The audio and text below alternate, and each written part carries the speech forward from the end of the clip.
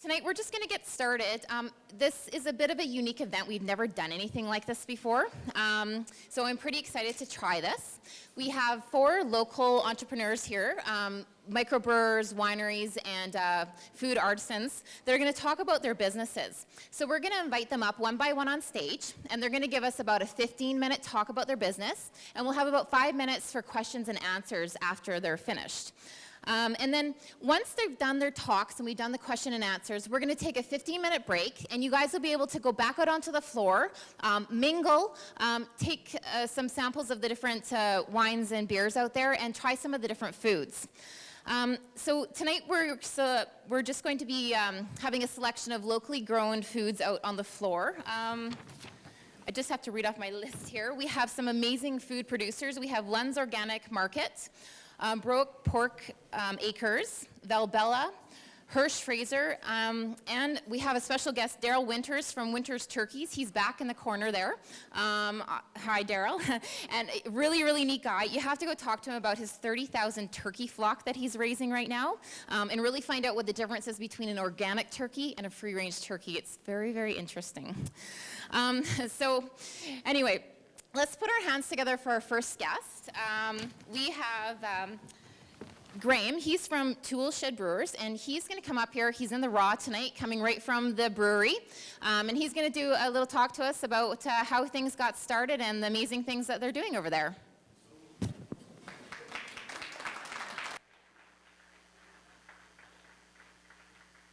All right.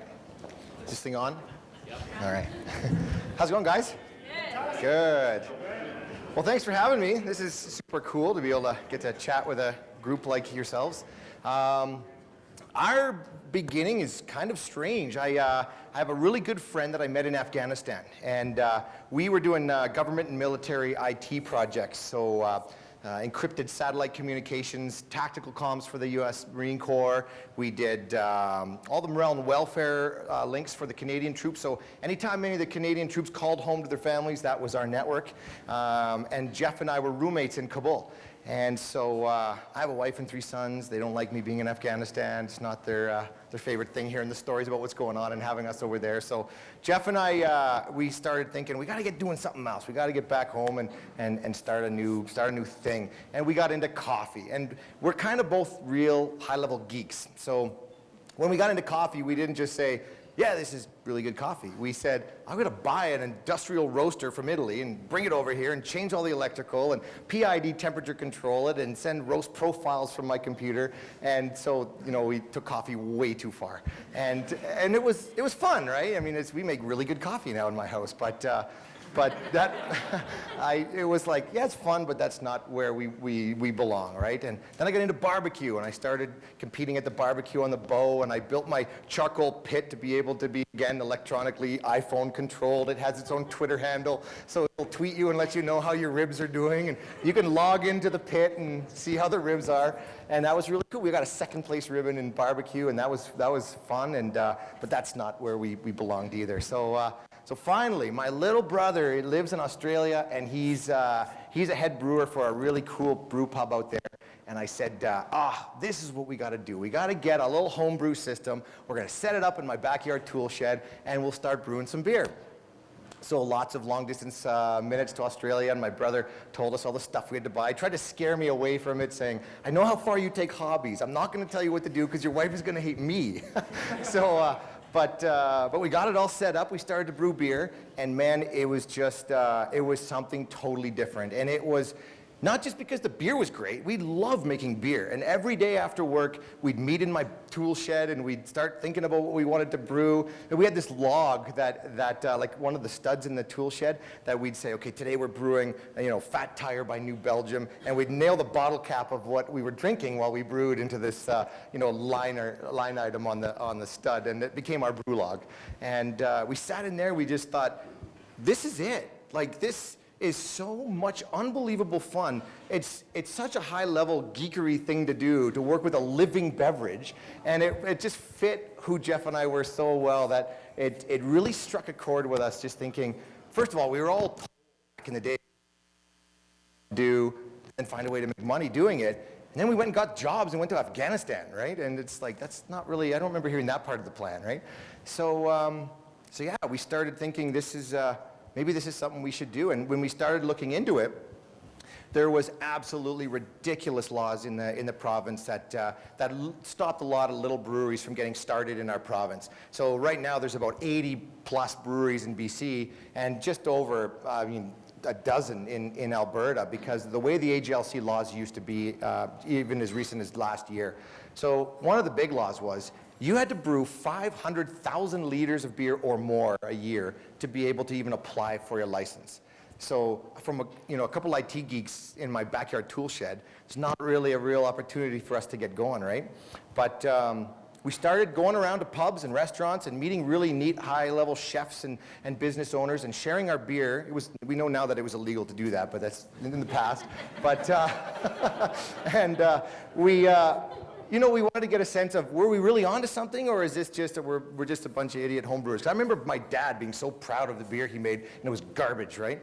And but some of these restaurants were saying, I would take this beer off tap right now if you guys, were available. So we made this commitment one day, and sitting in that tool shed brewing away, we were like, doesn't matter whatever happens, we are going to be juggernauts crashing through whatever brick wall gets in our face, and we're gonna get this done. And then came the series of brick walls. and I mean, it was incredible, but I mean, this is neat speaking to a group of people who know all too well what those brick walls are. And I mean, you guys are all here because you've all crashed through those walls as well, right? It was just that, I guess, that concept of nothing was gonna stop us. So 500,000 liters a year, there's no way we can do that. And we can't even go to investors or the bank and say, hey, give us some money, because they say, you're a couple of IT geeks, get out of here. And so we found a loophole. And what we did was we set up our license to be importers. And we were able to convince the AGLC to license us as importers.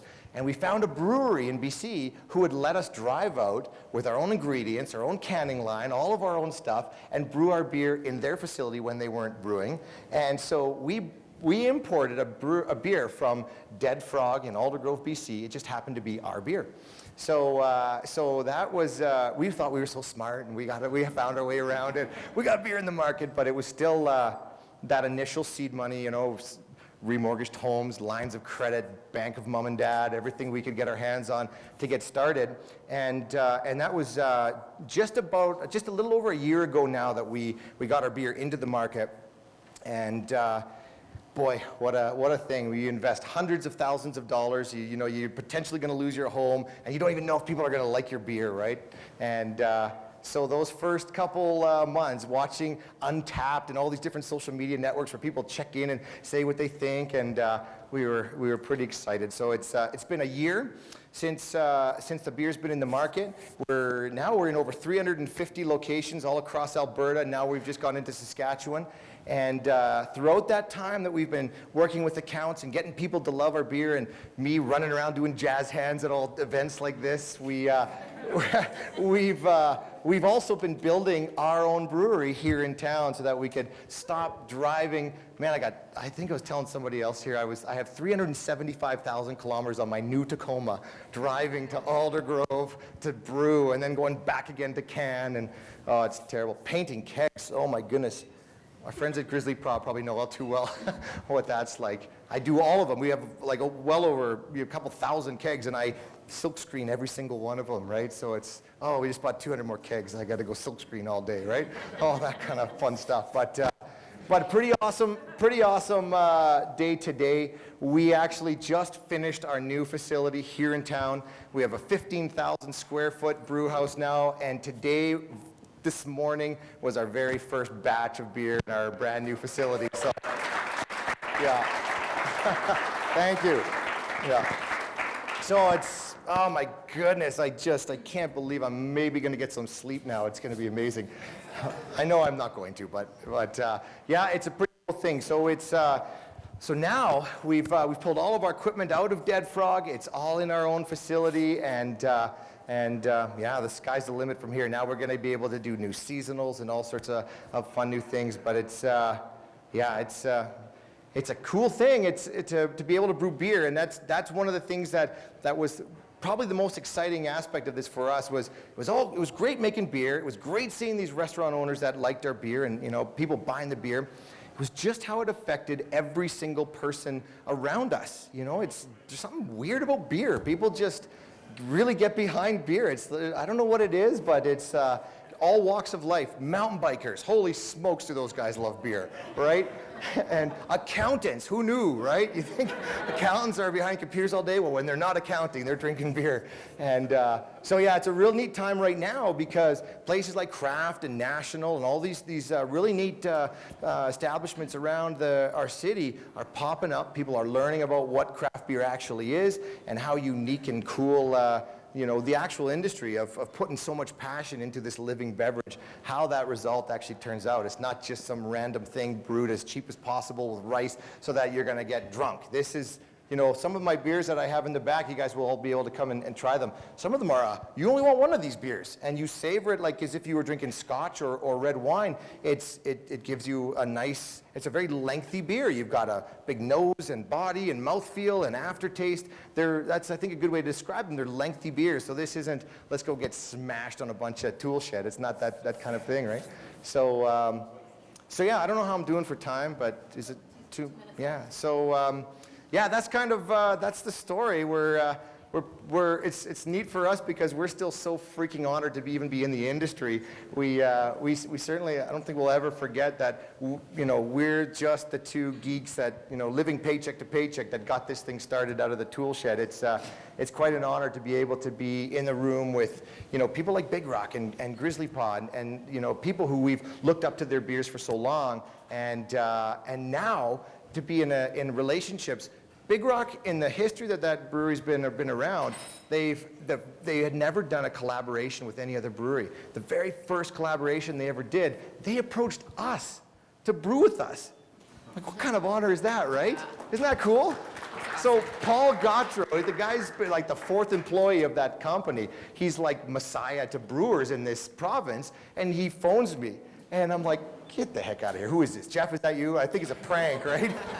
Like, no, it's Paul Gautreau. I wanted to brew a beer with you guys. And so, yeah, it's pretty neat to see how the craft beer scene has been, kind of all getting together and just, yeah. Awesome. Yeah. Awesome. Let's start the question and answer period. Is there anybody that has any questions for Greg? Okay, hold on.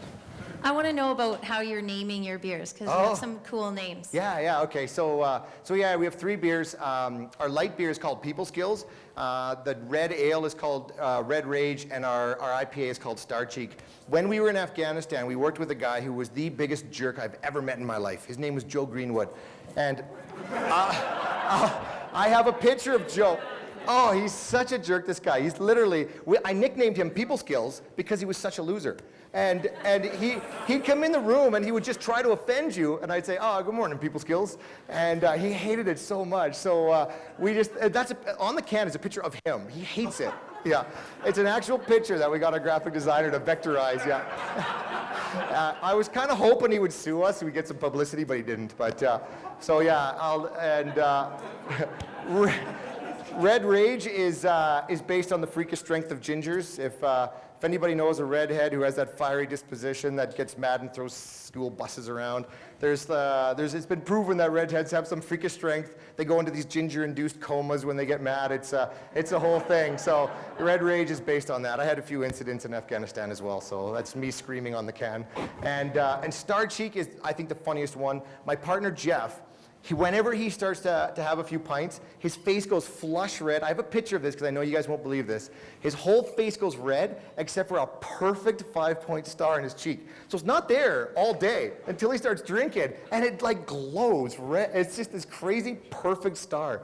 And so now whenever we go out anywhere, I've been telling the story enough that people will come to National and just kind of be like looking at his cheek and taking pictures off the side and tweeting pictures of the Star Cheek. So yeah, I have a picture on my phone. If you guys come by the booth after, I'll show you this. You'll think I photoshopped it, but it's very true.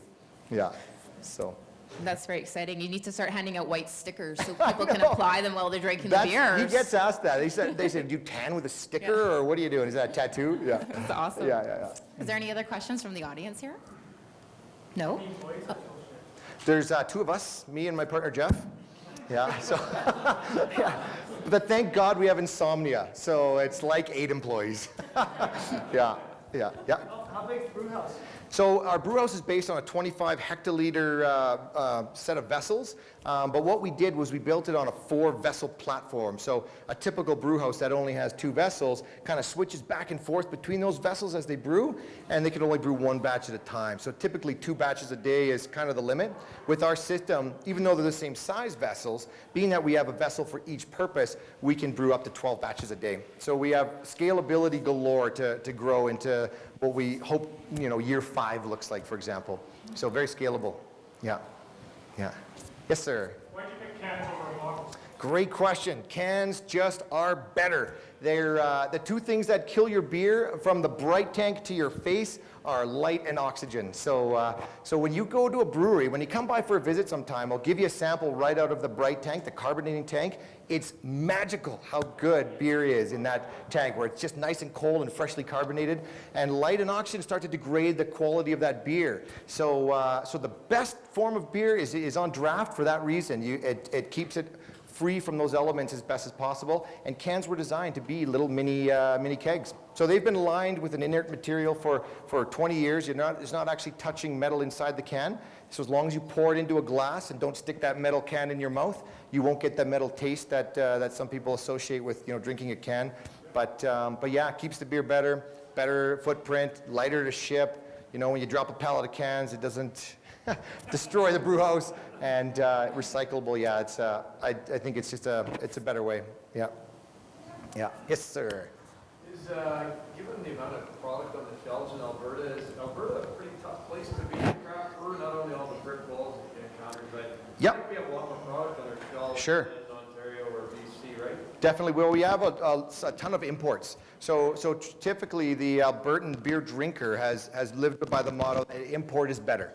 And so it's almost our duty to show people that drinking local, what it does for the community, what it does for breweries, and how good of a product there actually is locally here. So my opinion on it, I mean, I'm the kind of guy that loves getting out and telling people the story of local craft beer, and it's been really neat to see how the local home brewers have kind of hoisted us up on their shoulders and said, yes, you're representing what we want. Local breweries that go outside of the box to make crazy beers that haven't been available in the market.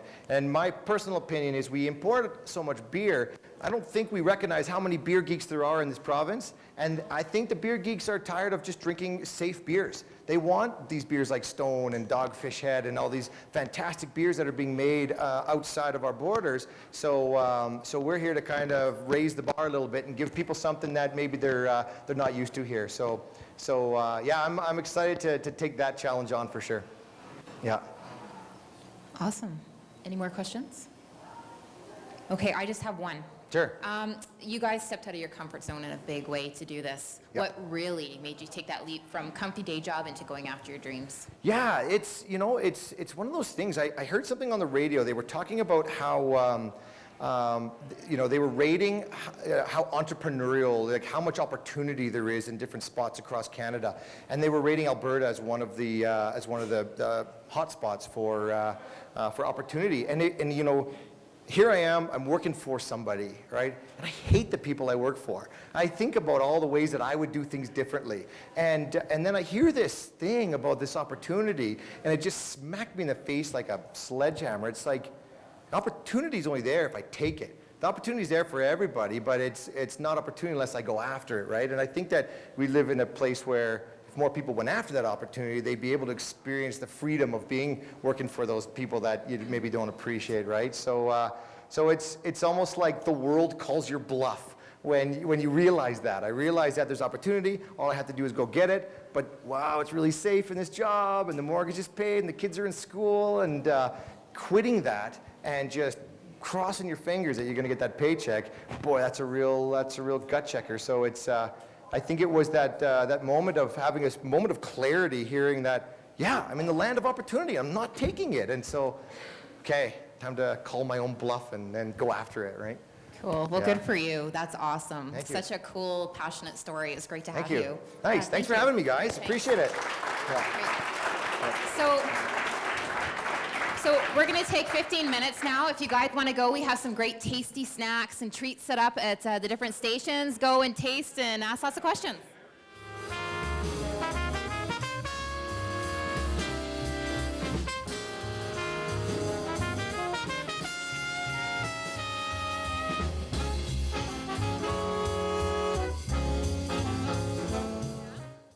We have our next guest up on stage, Green Eggs and Ham. So they have a cute little saying. You have a doctor, you have an accountant, and you have a banker. But do you have a farmer? Here today to talk to us about their unique artisan farm is Andreas and Mary-Ellen Gruben. Oh, Greuneberg. Oh, Greuneberg, sorry. That's okay, everyone gets it wrong. No one knows us by the last name anyway. We're usually the duck ladies, or duck band. No, it's a very great pleasure for us to be here. Small-scale entrepreneurs talking to other entrepreneurs and an ability to relate to one another very, very succinctly, I would think. So, Andreas and Mary-Ellen. So this is the first opportunity we've really had to talk to a group such as yourself. And it's all about how we put together a farm from nothing as first-generation farmers.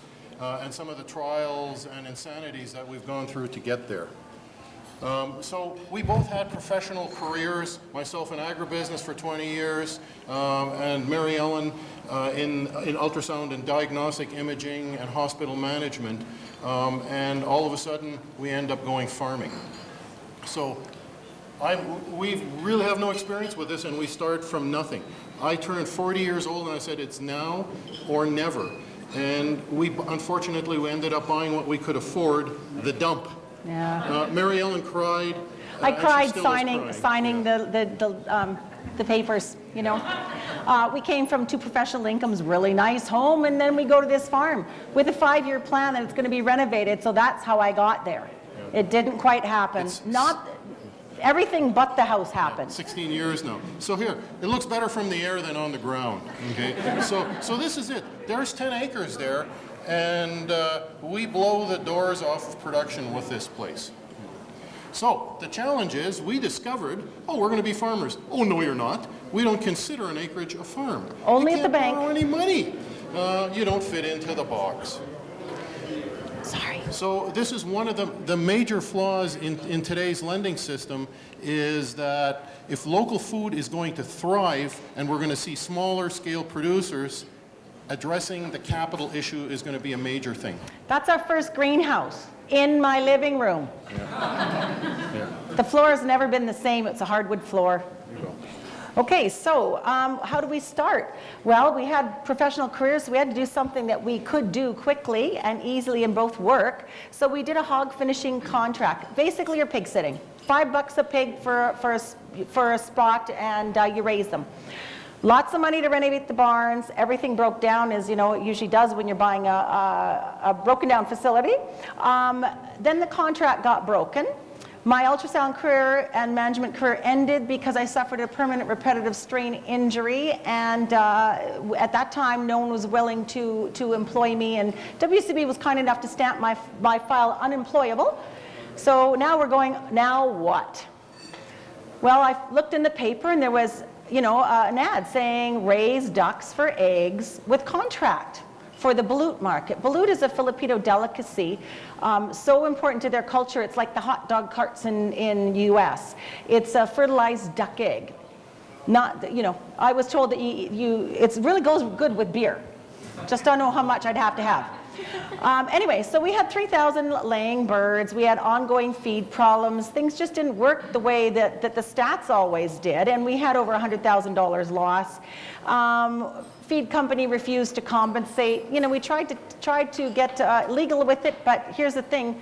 You have to have someone who specializes in laying ducks in North America. There is no one that specializes in laying ducks. Laying chickens, yes, but not ducks. We learned some lessons. So part of the thing is we've done everything differently. So one of the things we've avoided is that conventional agricultural production is about commodity production, where the producer is a price taker. Most of the time they lose money. We can't do that because we're on 10 acres, we have no assets backing us, so we are the price makers. Our entire product line is about looking at the cost of production and making a fair profit. Makes sense, doesn't it? But in agriculture, that is not the norm. So again, the lending system does not serve us very well, and we don't fit, we can't borrow money. So we have constant challenges. So if you look at these numbers here, the average farm in Canada, the average farm in Alberta, the average gross farm income, most farms have off-farm income, then you look at us. We're on 10 acres. Last year we grossed way more than that, and we ain't done yet.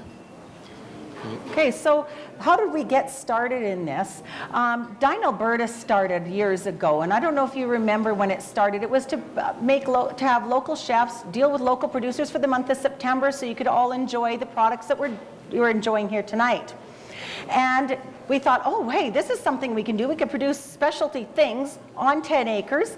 We started with a lot of flowers. We still have these seasonally. This is our signature product, mixed heritage greens. You know, unfortunately, we chose the most labor-intensive thing you could do for signature product, so you don't see a whole bunch of that. When chefs complain about the price, we have a great plan for them. We tell them to come and work for product and try it out. Then we don't hear the problems that it costs a lot of money. So what do? We do specialty food production. We go direct to the consumer. We started out in restaurants only for the first 6 years, and we've expanded to farmers markets. We now have 3 in Edmonton and 3 in Calgary. We're developing wholesale opportunities. This year we're really excited because Calgary Co-ops had done a pilot project with us, and we are in 5 stores. It was temporary because they came to us after we'd planted, and you just can't plant more. So it's ended now, but next year, right now, they're actually writing an intent to purchase in the tune of about $500,000 of vegetables from us. But then again, there's some problems associated with this. So what do? Okay. So here we go. Our whole product line is based on odd, unusual, heritage, and healthy. We do greens. Greens now has incorporated not only greens, but all of our vegetables. Eggs are exclusively duck eggs. Ham. Most people are thinking pork. I know this. But ham means to cure and or smoke, not pork. We just misuse the term. It's a verb. So here we go. All our meats fit under that. We do have a duck breast ham that's being made up right now. Turkey breast ham is only available at Christmas. But you've probably tried on the back quite a few of our products. As I see, our table was pretty busy trying to get you all sat down. Duck confit, duck liver pate, this applewood smoked duck breast. The confit you have to make right now because the restaurant that was making it is opening a second spot. And we're trying to get Rouge to make it for us, but right now they're just doing our stock. So the other products are just take home, thaw, and eat. You've also tried the eggs, the pavlova and the duck egg lemon curd. You'll notice that they are a little different than chicken eggs. Everything's lighter, softer, creamier because they're alkaline. They don't have the acids that come from the corn and soy diets that are fed to most birds. And our beets, you know, they're just not, they're normal color beets, and we have beautiful bok choy back there. So we do it all. We produce between 100 and 150 different products, all of them unique in some degree or another, all of them health-oriented. So we can keep all kinds of customers busy all the time, and they're not going to get bored anytime soon. So who are our customers? Okay, specialty restaurants in particular, farmers markets have become just massive for us, especially here in Calgary. The gourmets, people with food-related problems, naturopaths, homeopaths are referring customers to us. And if you want to know where your food comes from, we are the quintessential local producer. So yeah, really well-rounded type of base. And the problem is, once again, we just can never meet the demand. It continues to grow, and there's really one thing stopping us: access to capital. That's the ongoing issue all the time. So we've had to be very creative in terms of getting there. Initially, we did all the bad things. We got some basic loans, an acreage loan, a line of, an FCC loan, a Farm Credit Corporation loan, lines of credit maxed out.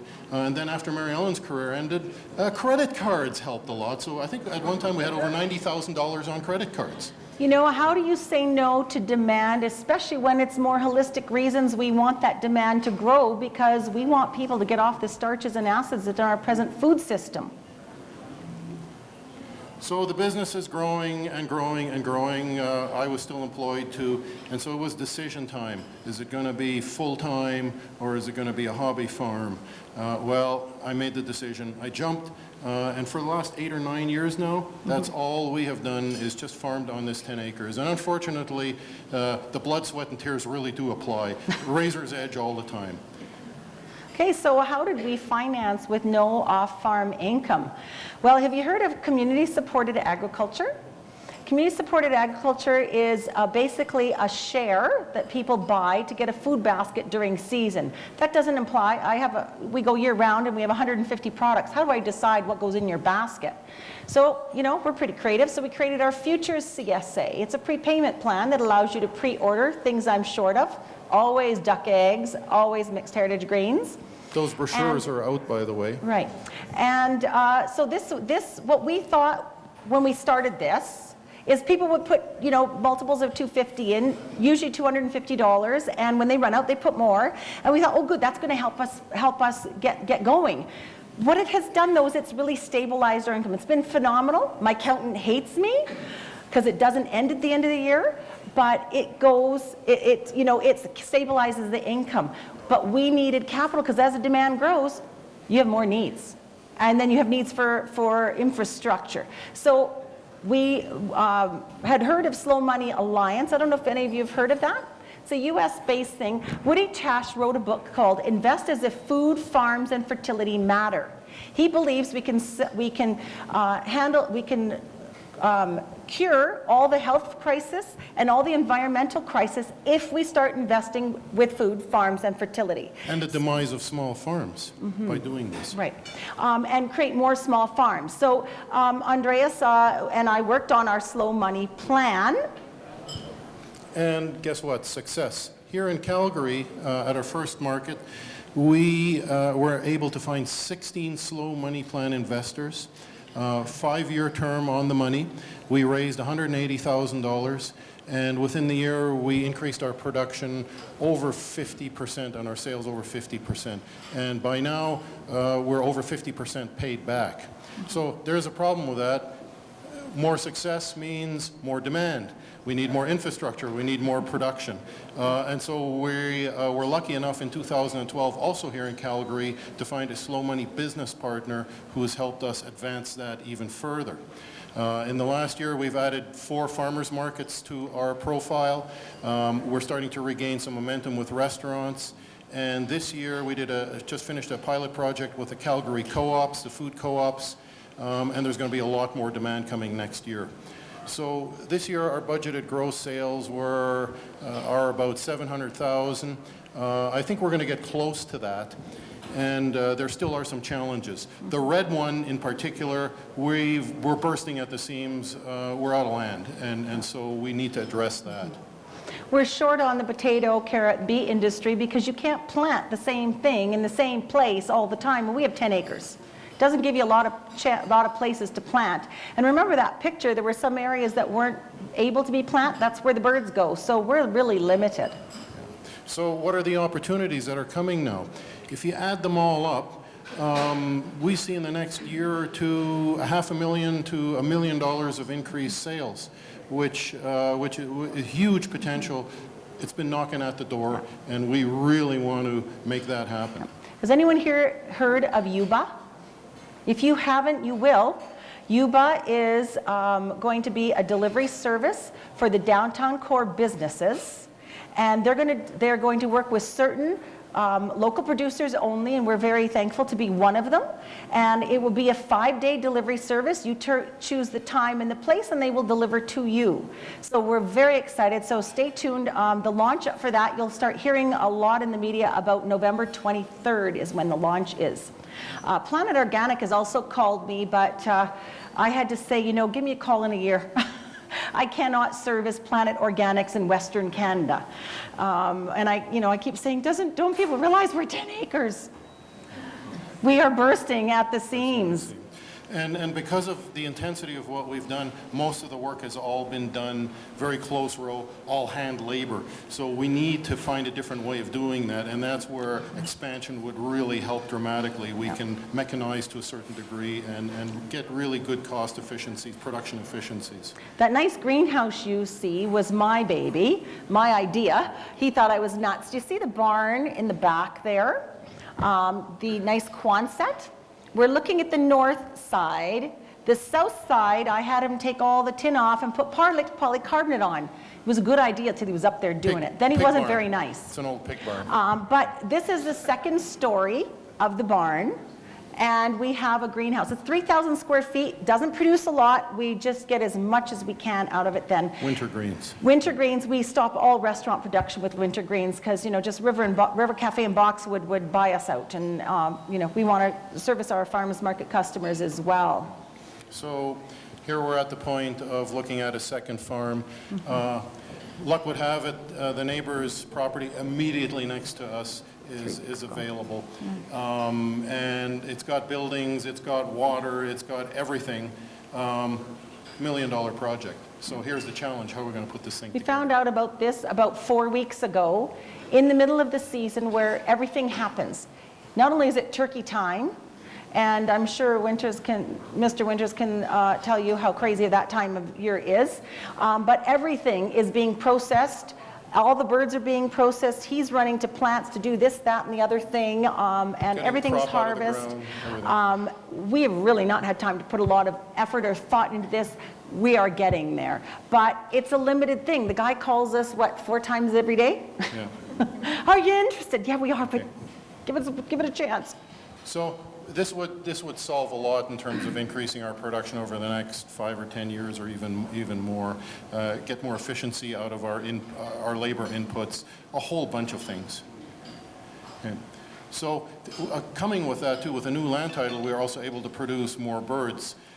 There's limits to chickens and turkeys in terms of what you can produce on a land title. It gets complicated, but also duck is our premier product. We're just selling out all the time. We need to produce more, but we don't have the building space. That would do it. You have to think of the 8 months of winter, not the 4 months of summer where you can produce birds outside, and we're out of barn space for everything.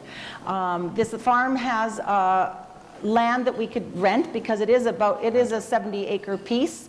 And it has a great big shop that they did a lot of construction in that could possibly rent it, so income right away from that. And long-term other livestock opportunities because, we're always full of ideas. Okay. So we've been tossing around how to finance. We've done some creative financing, obviously, to get to the point that we're at. Friends of ours suggested that we do something like an Indiegogo campaign, at least to try to raise some of the down payment capital for that. So we're hoping to launch that sometime in November. And we're also going to go back to our slow money program, which is what originally got us growing. By the way, that is back there on that table there's if anyone is information back interested. And we're also thinking of creating a slow money mortgage, so more for the long-term capital to see if we can't find investment capital to address that. And part of us being here is you're a group of entrepreneurs. We're looking for ideas. We're also looking for investors. I'm not shameful at all in launching that question out there if some of you are interested. So here's a rough budget. The property will cost about $750,000. There's renos. There's some equipment, possibly surprises, operating budget, just some rough numbers right now. And we'll end with that. So, anyways, thank you. Does anyone have any questions? You said you needed equipment and backhoe or whatever. What's the capital involved in that? Well, we actually have 2 tractors. We had one up until a few months ago when it broke in the middle of harvest season, and we had to buy a second, we had to lease a second because it wouldn't be fixed in time. But it's all other kind of equipment that we need. The type of equipment is things like laying plastic mulches to reduce weeding, to do drip irrigation, to have some small-scale in-row weeding capabilities, which we don't have right now. So these are not like you would consider a normal combine, a grain combine, which is a $500,000 investment. If we spend $50,000 on that, that's probably max. You know, that'll cover all of the bases. Yeah. Does that answer your question? Yes. Okay. Any other questions? Yes? Right now, you're dealing with 10 acres. What's the plan when you're dealing, let's say if you were to take out a farm with labor, which is a hot topic here all the time? Well, do you know, labor is crazy, particularly when you're doing things 2 inches apart. Everything has to be done by hand labor, and we're pretty sure that with the present labor we have, and more mechanized things rose further apart, and more mulches and things like that to help with weeds, we probably could get by with our present labor force. We would have to add at least one more person year-round because we'd have birds in 2 different farms, and you know, we need the care. We hope to actually have our greenhouse more productive as well by putting one person in charge of that, because right now everyone does everything, and we could get a lot more. You know, we just are at the stage where everyone is doing too much. You can't specialize in anything. You can't do everything to the best of your ability. While you try and produce great product, we could get a whole lot more. We've had extremely good success with the seasonal agricultural, the Mexican worker program, and we're locked into that really good. It just works extremely well for us. So we do get local help too, and some of it very good, some of it not so good. But we also need some management. So long term, we're going to look at some management, but we've got to get this thing up and running before we go there. We also do a lot of volunteer programs like WWOOFs, like Worldwide Workers on Organic Farms, Healthbacks. They're part of the couch surfer thing, where volunteers, they're traveling the world and they want another experience, and usually they're trying to save money. And the biggest things you spend money on are accommodations and food. So they stay with the farm family and work 6 hours a day, Monday to Friday, and you provide them with 7 days of room and board. And we always have at least one person. Usually winters we have a lot more, because very few places in Canada need help year-round, and if they want to come, they usually come to us. Last year we had 14 people staying with us between November and December, and I mean we have most of them in our 1,300 square foot house. Yeah, we have it was like people everywhere. You could put people, but yeah. Any more questions, or was someone else? Yes. If you expanded into this new farm, would you look at putting more energy back into the restaurant program? Always. Yeah. Always. I mean that was our initial passion. We really wanted to work, we were really foodies when we got into this, and we really wanted to work more in restaurants. Actually, we used to do a whole bunch, and then we pulled back in order to start coming to Calgary to go to a year-round market, because Edmonton at the time only had made October markets. And so we had to pull back, but we had to do that because with the May to October market and the winters dealing with restaurants, winters are not this time of year that restaurants are really busy. And we were bleeding into the spring. Now that the markets have sustained us and give us routine weekly income, we are ready now to really hit the restaurants gung-ho. But with the twist, we take the cream of the crop. We're only going to work with people that we figure are going to be able to support us, and we can support them. Our full product line, year-round, weekly. No cherry picking. Yeah. There's so many that, we're going to use your name, we're going to have this media attention and all this, and we want a ton of this, but only once. It's, I don't do that. I don't have to do that anymore. Yeah. So, are you thinking of a restaurant that we should be looking at? Okay, good. Talk to me. I do a chef email every single Sunday night or Monday whenever I get around to it. And we do deliver. There are minimums. You can also pick up the farmer's market, but anyone, I always suggest come to the farmer's market first, because then you can see everything. I can't possibly show you 150 things. I know Christine is getting a little bit nervous here. Yeah. So we're still going to be around. You have one more question? Oh, okay. Yeah. Okay, sorry. Which farmer's market? Is that the one in Blackfoot? Well, we have Market on McLeod, that's the old Kingsland. Okay. Crossroads, which is Blackfoot and Ogden, and Simon Valley Ranch, which is up way up northwest. And what's roughly your return on investment if somebody was to invest? You know what? With our slow money plan, it's 10,000, and the reason is because we have Security Commission rules in this province. And so, you know, unless you're an accredited investor, you can't put more than $10,000 in an investment. And you have to prove that you're a business associate. So that's it. Accredited investors can put more in, though. What we've done with that program is we're offering a 6% return on interest. It's a 5-year term. And a portion of that repayment, that's part of what makes it legal, is an annual food credit that also has interest value in it. So nothing is without the interest. You would get the same amount of value as any other interest-bearing loan that you pay back monthly. So we're not going to give you a killer interest rate. We can't do that. The business wouldn't survive. But we're certainly, I think, is going to be relatively attractive. Is this land ready to farm on? Pardon me? Is the land ready to farm on to 8 years? It's been farmed already. It's ready to go. It's just sitting there ready to go. Yeah. It's pretty fertile, too, because it was a chicken farm. So it's got a lot of fertility. So That's where the 8,500 square feet of barn comes from, is all That's that right. manure has been thrown on the land, so it'll be quite fertile.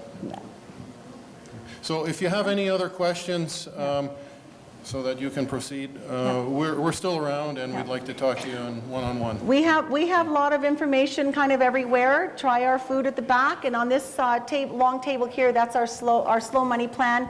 But you know, if you have any other ideas, we're open to lots of things. This is just what we could come up with our brains. Thank you so much. Awesome, guys. Thank you.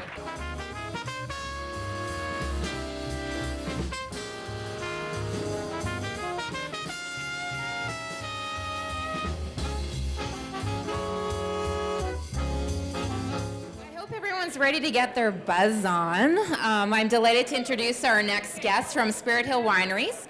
They're going to share with us how they have created the beanies in Alberta grapeless wine.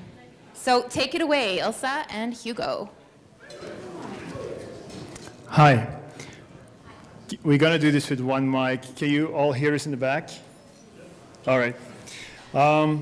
So my name is Hugo. And my name is Ilse. We are the owners and winemakers at Spirit Hills Winery in Millerville. But before opening Spirit Hills Winery, there is quite a story before, and here it goes. So it starts all the way back 17 years ago, fall 96 and spring 97. I'm 32, have the dream job in Europe as one of the top hotel developers working for Holiday Inn Worldwide. We decided we want to escape Europe and want to move to a place where there's fewer people, and hopefully in the future, when our kids are our age, they will have better opportunities as far as work goes. We visit different parts of Canada, receive our permanent resident visa in record time, and decide on where to live, the foothills of the Rocky Mountains just south of Calgary, Alberta. May 1997, 17 and a half years ago. Our 3 children, 2, 4, and 7 at the time, are with Grandma and Grandpa. I'm home alone, waiting for the movers to come in to pack up all of our stuff, stick it in a sea container, and ship it off. And then our neighbors and family and friends are going to come out and bring new stuff so that we can still live for a whole month in our empty house. This week was a big week. Hugo handed in his resignation. We bought one-way plane tickets for the 5 of us, listed our house for sale, and now the movers are coming. The end of that same week, one of my previous bosses calls me from Atlanta and says, Hugo, I need you in North America. I need you to help me manage 550 hotels in Western US and Canada. The following weekend, we fly to Calgary, and Hugo flies to Atlanta and signs his new employment contract. When he arrives in Calgary, we look at 13 properties that were for sale in the foothills, and we buy our farm. Then we return home, and on July 17th, 1997, it's all happening. It's all 5 of us, 10 suitcases, a dog, and one-way tickets. Millerville, Alberta, here we come. For the next 2 years, I travel the US and Canada from Monday to Friday. I'm home on weekends.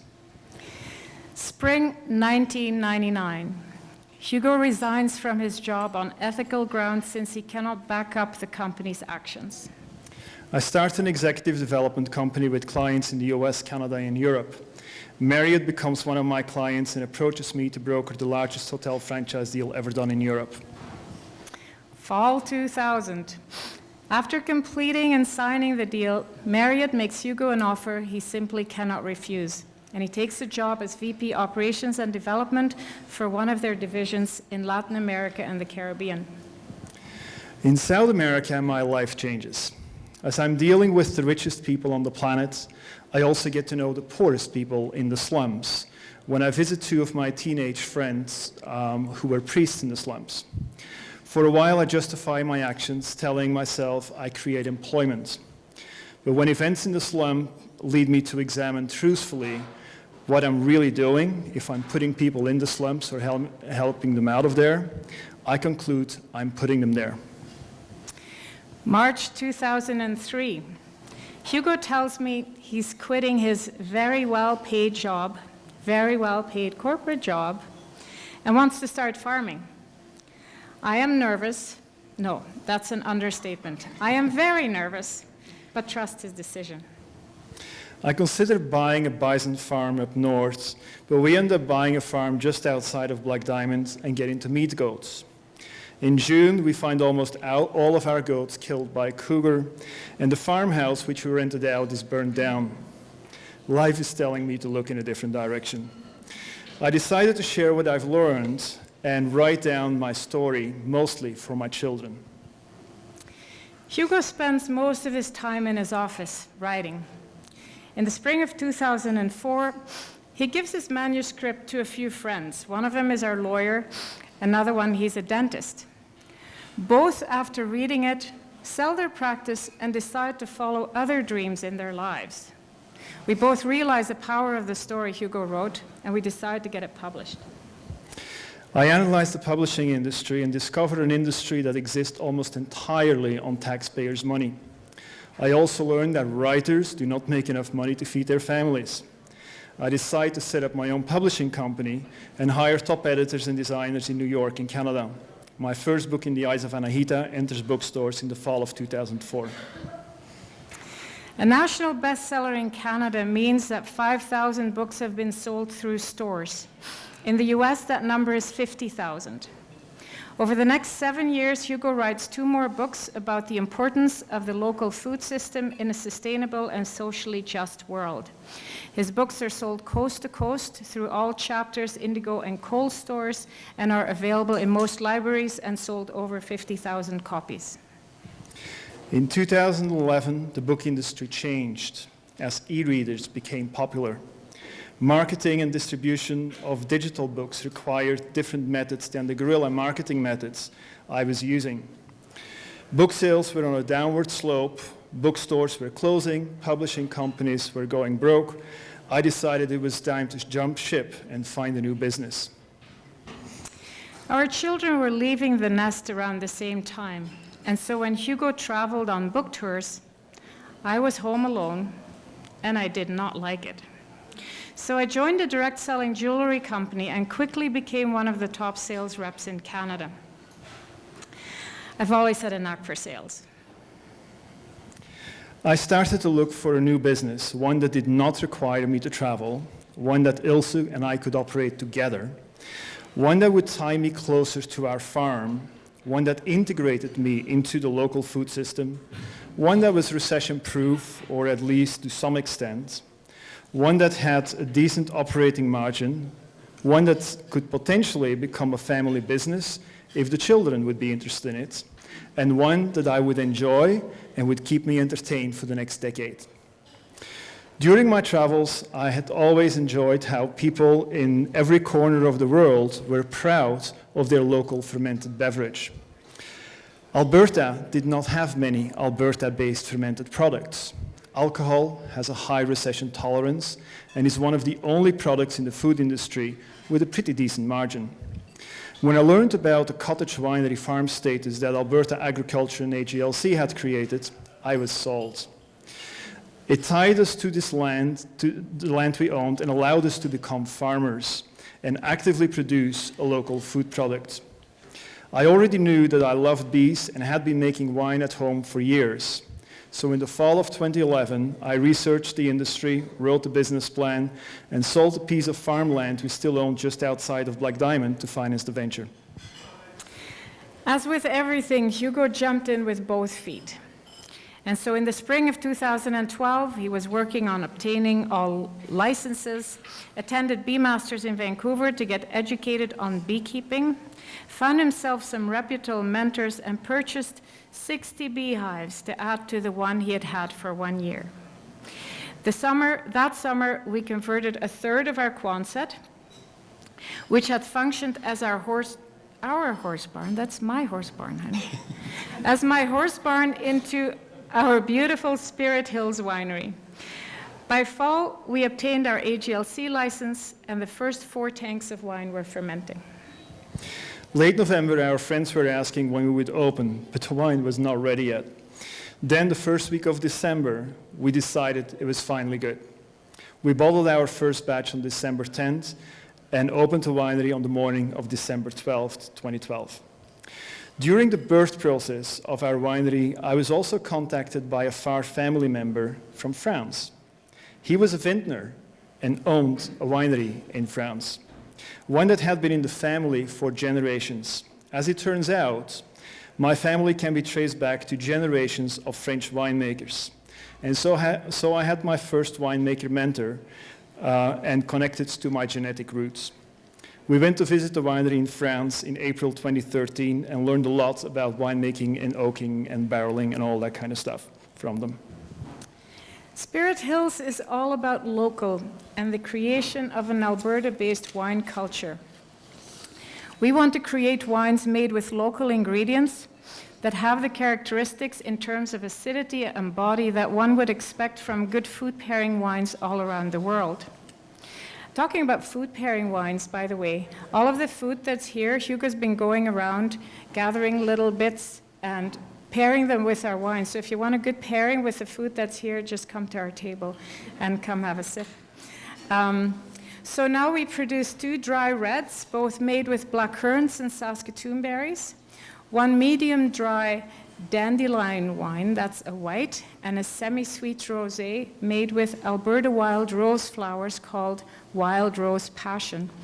Our wines are sold through all good quality wine stores in Calgary and surrounding area and have started to gain popularity in some of Calgary's nicest restaurants. Our winery itself was built by locals, and that was very important to us. We didn't want just our wine to be local. We wanted everything about our business to be local. So we hired only local people. We only used local materials. All of the furnishings in the tasting room and in the whole winery, actually, are all pre-loved items from Kijiji. So the winery has turned out a beautiful and magical place, very unique. And by the way, we do lots of winery tours and tastings as well.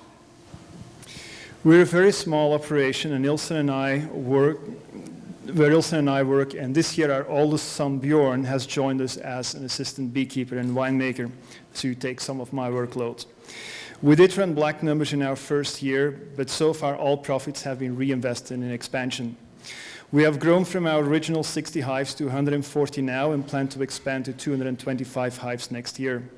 We forecast to sell 1,500 cases of wine this year, which is still about 25% under our current production capacity.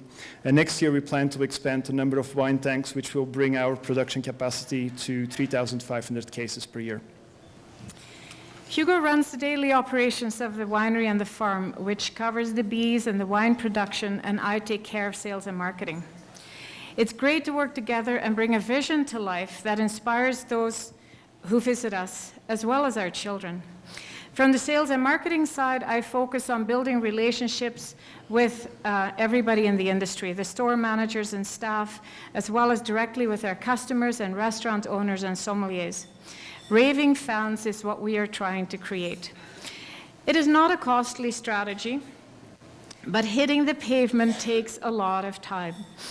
But it also allows all those people in stores, restaurants, and our customers to become part of our story, buy into our vision, and help spread the word. Developing raving fans does, of course, also require a top quality product. When at first dealing with industry professionals, I was a bit nervous, and this is kind of a fun story because Dave, the beer guy, is here. And he was actually the very first person that I went to in a liquor store. And Dave, I have to admit, my knees were shaking. Because I knew what we had was good, but we still had to kind of go out and see what the professionals would think of it. So I was very happy. You put me right at ease, and you loved our wines, so that was good. This year, actually, 3 of our wines were selected among the top 5 honey and fruit wines sold in Alberta in the Alberta Beverage Awards. And the results of the Alberta Beverage Awards are in this month's Culinary magazine. When I look back now, we were extremely lucky with our first batches of wine.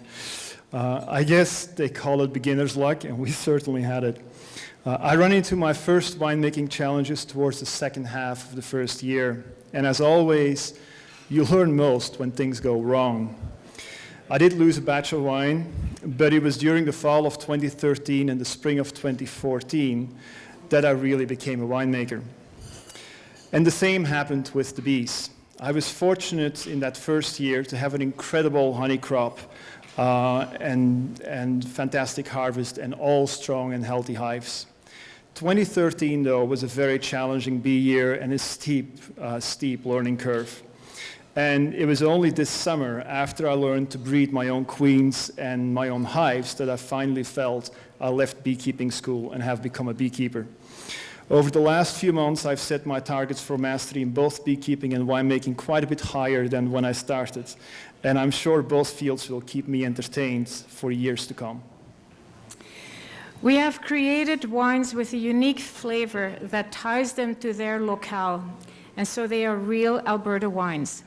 Just like Chiantis are Italy's flavor, Bordeaux or Bourgognes are French regional flavors, Malbecs are Argentina's flavor, we create wines with Alberta's flavor.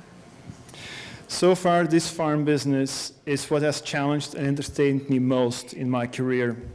And I feel honored when I tend to my bees, who harvest the flower's nectar, and in turn, turn it into sweet floral honey.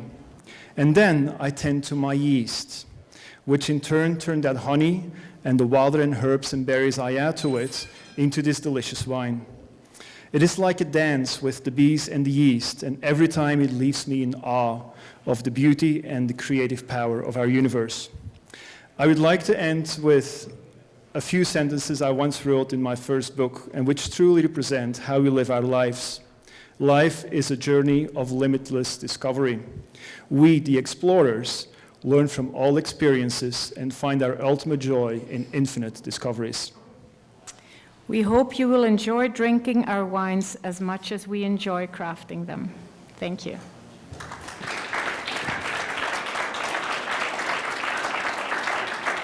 Any questions?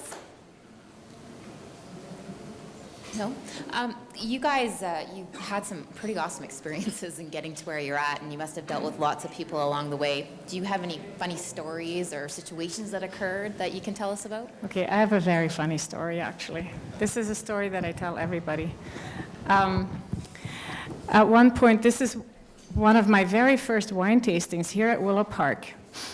And so you know how the wine tasters are set up. We have our little table, we have our wines displayed. So this gentleman comes up to me. He was British. Not that that has anything to do with it, but anyway. So he comes to me and he starts talking about how he knows so much about wines. He has always worked in the industry. He's so used to drinking all these big, expensive wines. And so he keeps going on. And then he says, so he points at my wines and he says, so what's this? And I said, well, why don't you tell me? So I pour him a sample of our dandelion wine. So I give him the dandelion wine and he starts talking about it, how this is a beautiful, bold wine made from an older grape. He says from Hungary or Romania or somewhere. And how these older wines give this very specific character to the wine and this beautiful body and complexity, and he just keeps going on and on. And then finally he says, so how did I do? What is it?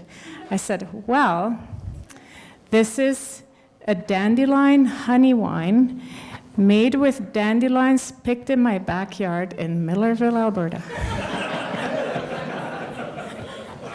And his mouth kind of dropped open and he said, oh, I just feel very, very foolish right now. And he walked off. He didn't even buy a bottle. That's awesome. So Hugo, we heard about how you're doing the wine, or the bees and the bee tending and the wine. So what are you finding the most satisfaction from what you guys are doing together? I get the most satisfaction going out to talk to sommeliers. A sommelier is, of course, a wine expert. They're always, when I come in to have them try my wines, our wines, they always, not always, they usually tell me that they're very skeptical. They're very skeptical about honey wines and that they don't particularly personally like them. And then I always let's try them first before we say anything. And then they're always blown away that wines like this are being produced in Alberta, because our wines are much more wine-like than honey wine-like. And by the way, there's some beautiful honey wines. There's 3 honey wineries here in southern Alberta. There's some beautiful product being produced here. We just felt that there was, we wanted to produce something unique and that wasn't already out there. And so yeah, they're always blown away. That's awesome. Thank you. Are there any more questions out there? Awesome. I was wondering if you've been impacted by the bee kill-off that we've heard about in Geneva. To a much lesser extent, we specifically select the locations for our beehives west of Highway 22 in the foothills. And so, you know, my bees are really kept at a distance from your main monoculture and agricultural lands, and they forage on the wildflowers on the rangelands. So if, you know, it's more, I think bees definitely that have to do with monoculture struggle more, because, you know, they have a whole field of yellow to harvest or a whole field of, you know, purple flowers to harvest. You walk into the areas where I keep my bees, it's like, you know, every color you can imagine and every wildflower is there. What I deal with is bears, both black bears and grizzly bears. But so far, electric fencing and, you know, good fencing has kept most of them out. We did have one this year that breached actually one of our fences because the fencer failed. So we fixed that, and, you know, the rest of the yard stayed fine. Anything else? Nope. Okay. Well, thank you so much, guys. It was a pleasure having you, and great presentation. Thanks for having us. So.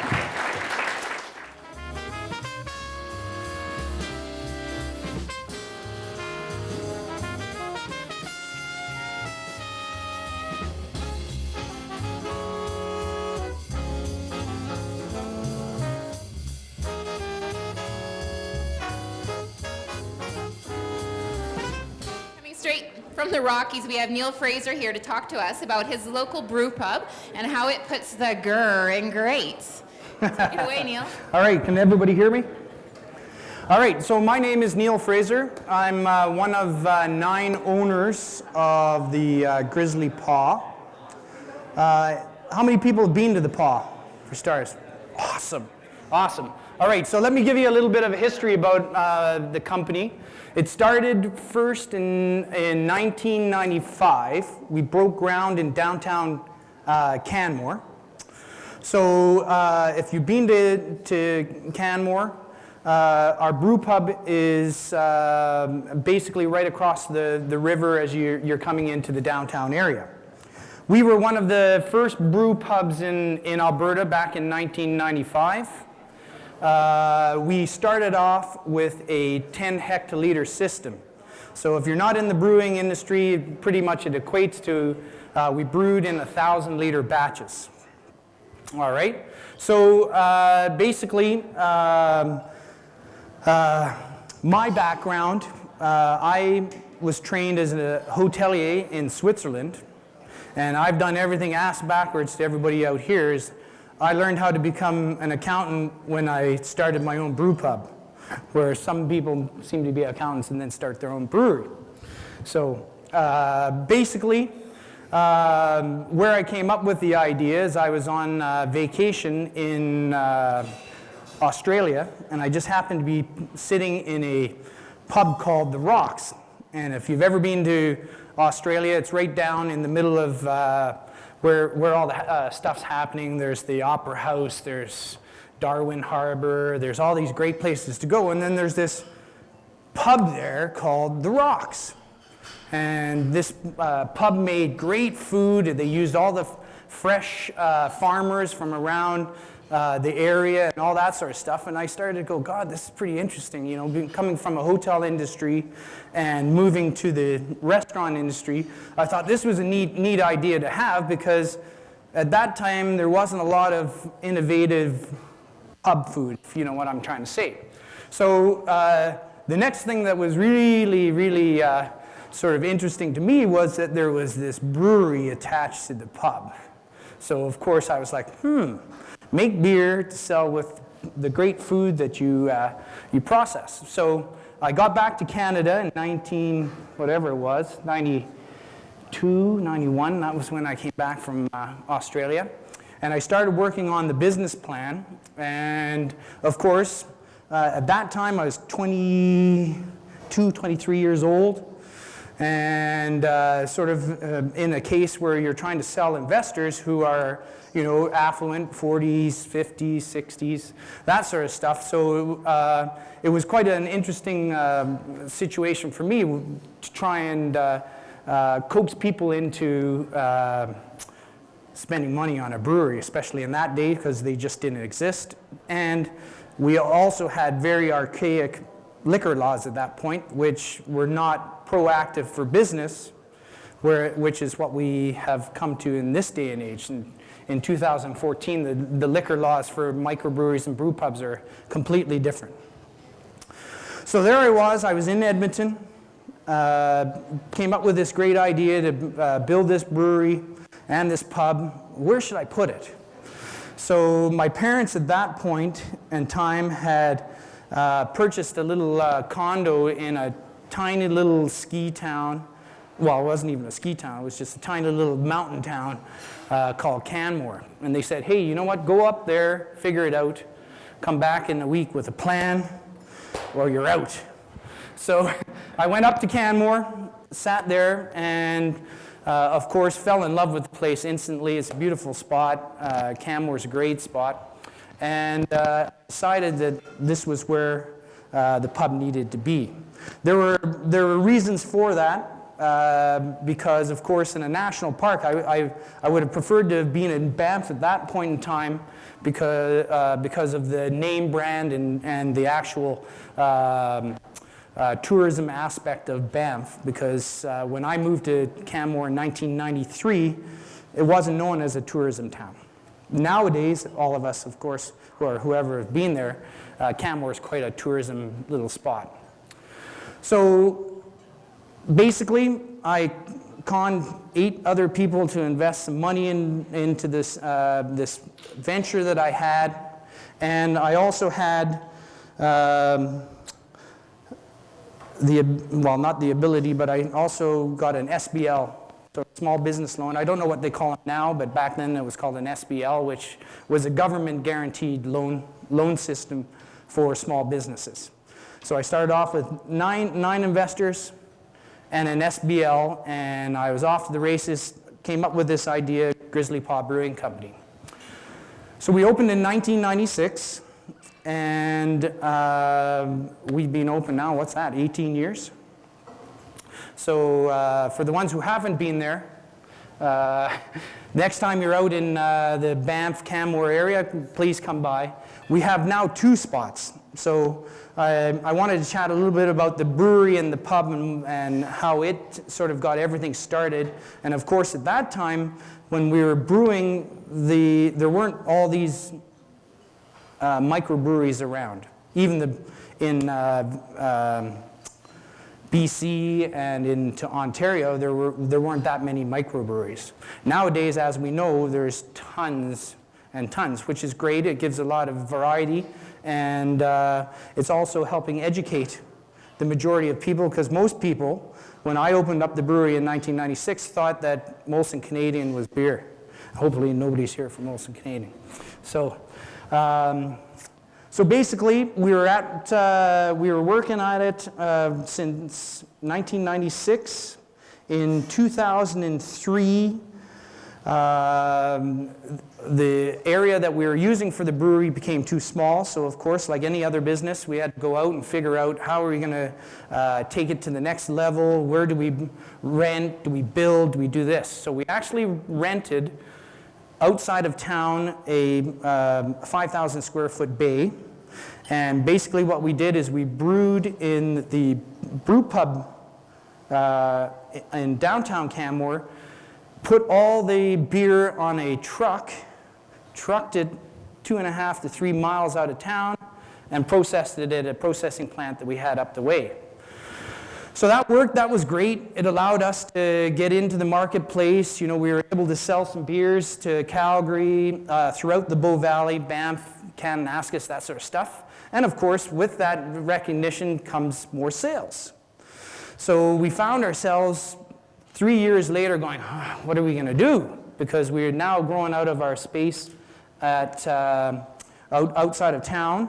And it was becoming harder and harder and more expensive to run the brewery because of the amount of times people touched the movement of the beer.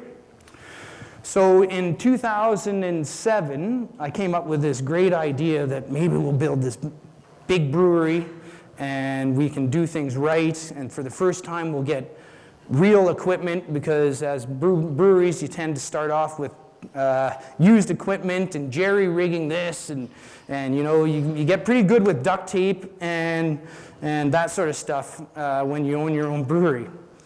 So in 2007, we came up with this idea and we started building, putting the plans together for this brewery.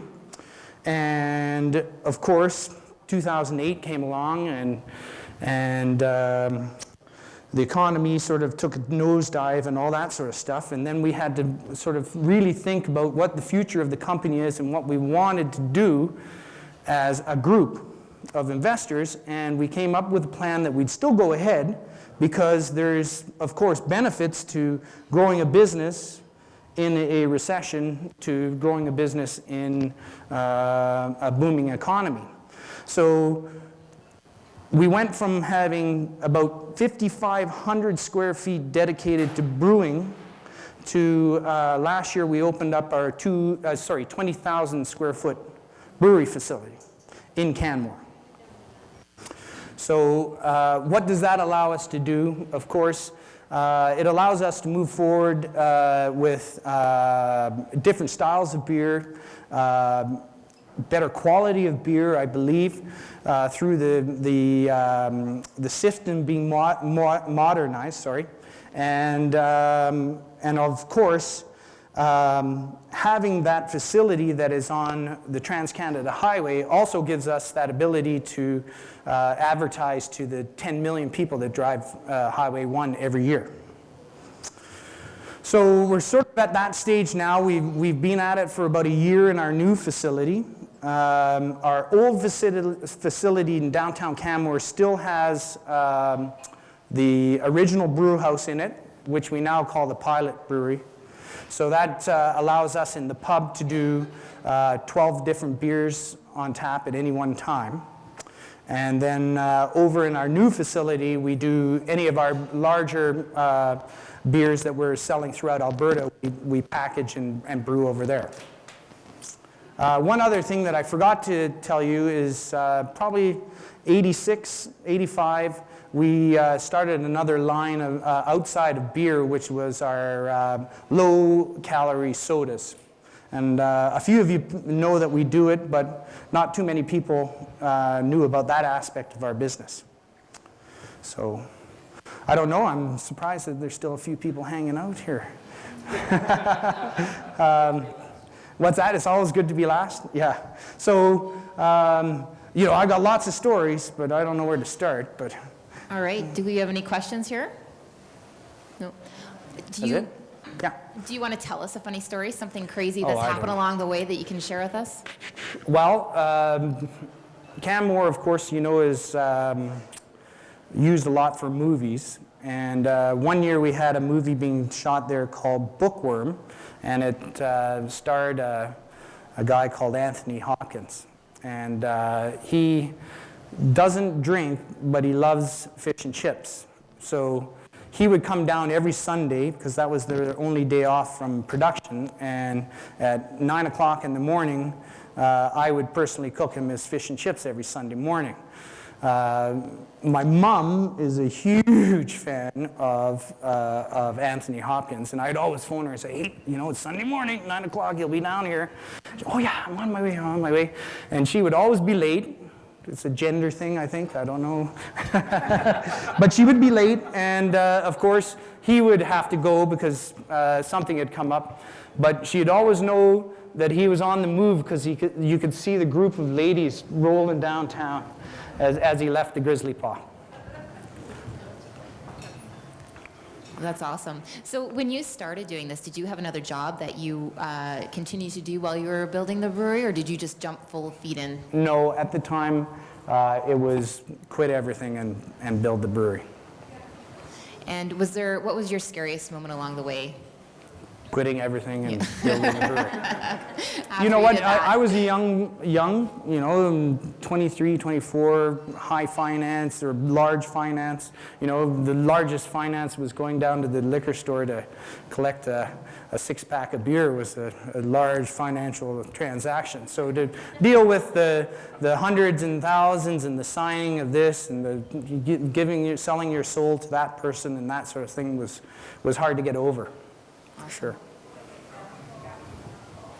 So when you started out, did food drive your beverage sales? Because you've had a successful, Yeah. I mean, Grizzly Paw is very busy for food too. Yeah, Lined thanks. up all the time, you know, when I've tried to get in there. So food drive the beer kind of, and introduce people to beer, vice versa? Beer No, drive- you're 100% right. I started off with the idea that if you make great food, and then pair it with great beer, and then have great people serving it and helping you out on that, then it was a recipe for success. Has it gone beyond what you thought? Definitely, yeah. I have a building that has an elevator. I never thought I'd own an elevator. So, you know. Congratulations on Yeah, and I've got lots of trucks. Some are in good condition, some are in bad. You know, yeah, so, and you know what, I started off with 15 employees, and now at the height of the summer, we have almost close to about 150. That's awesome. Congratulations. Thanks. Can you explain the feelings that you went through and transition from next to zero microbrew competitors during your startup years to the more recent massive competitive landscape? You know what, there's good and bad to both of them. I'll start with the education of the public. One of the hardest things that happened when I was starting out was, you know, everybody now knows what an IPA is, but back in that day there was this thing called Alexander Keith's. And you know, it would drive me crazy selling an IPA And then you're around the corner watching the person as he takes a sip, and they go, "What the hell is that? That's not an Alexander Keith's." So there's that educational part that comes with it. But then on the flip side, there is a tremendous amount of competition in Alberta. Out of any place, I think, in the world, Alberta has the largest beer selection. So, and we have 13 microbreweries, and I think there's 50 or 60 in BC, and in BC, they only have 900 listings for beer. So that gives you an idea. In Alberta, there's 2,700 listings of beer. So is that, you consider that a threat, or? You know what? I think that part of it is there wasn't great beer in Alberta, so everybody went outside to try and get that thirst and that quench. And now we're starting to see the blossom of the beer industry in Alberta. So I would expect that just by natural people wanting to drink locally made, fresh, microbrewed beers will dissipate those, the Lithuanian, one-offs. And you know what? Those things come in a year before you're even having a sip. So I think that by walking around and tasting the great turkeys and the great fresh produce and all that sort of stuff, I think people are becoming more educated to the fact that I don't want to consume a lot of it, but when I do consume it, I want I want it to be good. Does that make sense? I think so, yeah. Yeah? Okay. Yeah, I read that in BC at least, there's the microbrew businesses displace like 13% of the big corporate breweries in the long run. Yeah. How do you prepare yourself for however they may react to, my own business, I lost, it's an institution, I lost 13%. Well, you know what? I can't chat for them, but they've tried. How do you anticipate it? How do I anticipate that they might? Well, you know what? We're small batches. We control every part of the brewing process by hand. There's somebody who knows how to use that piece of equipment, knows how to do that, whereas the big boys, it's all computers doing it, and so that handcrafted,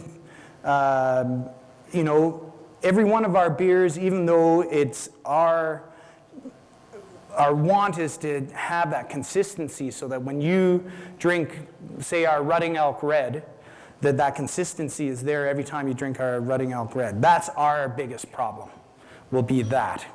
Whereas the big boys can easily do the consistency thing.